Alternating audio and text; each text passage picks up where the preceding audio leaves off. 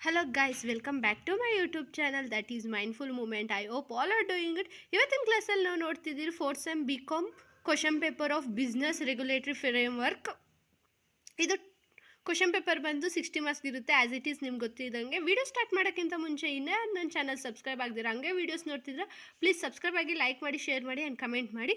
ನಿಮಗೆ ನಾನು ಈ business regulatory framework 2 marks and 4 marks and 10 marks and case studies ಏನಾನ ಇಂಪಾರ್ಟೆಂಟ್ ಕ್ವಶನ್ಸ್ ಬೇಕು ಅಂದರೆ ನಾನು ಡಿಸ್ಕ್ರಿಪ್ಷನಲ್ಲಿ ನಾನು ಇನ್ಸ್ಟಾ ಲಿಂಕ್ ಹಾಕಿರ್ತೀನಿ. ಅದರಲ್ಲಿ ನೀವು ಮೆಸೇಜ್ ಮಾಡಿದ್ರೆ ನಿಮಗೆ ಇಂಪಾರ್ಟೆಂಟ್ ಕ್ವಶನ್ಸ್ ಸಿಗುತ್ತೆ.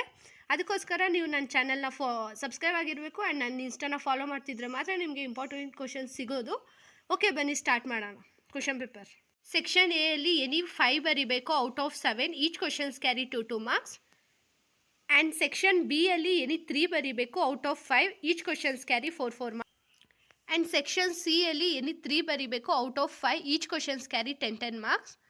ಆ್ಯಂಡ್ ಸೆಕ್ಷನ್ ಡಿ 1 ಬರಿಬೇಕು, 2 ಕ್ವಶನ್ಸ್ ಕೇಳಿರ್ತಾರೆ, ಅದು 8 ಮಾರ್ಕ್ಸ್ ಆಗಿರುತ್ತೆ. ಇದು ಬಂದು ಕೇಸ್ ಸ್ಟಡಿ ಆಗಿರುತ್ತೆ. ಇದು ಬಂದು ಕನ್ನಡ ಪ್ಯಾಟ್ರನ್ ಆಗಿರುತ್ತೆ. ಆ್ಯಸ್ ಇಟ್ ಈಸ್ ಕನ್ನಡದಲ್ಲೂ ಸೇಮ್ ಪ್ಯಾಟ್ರನ್.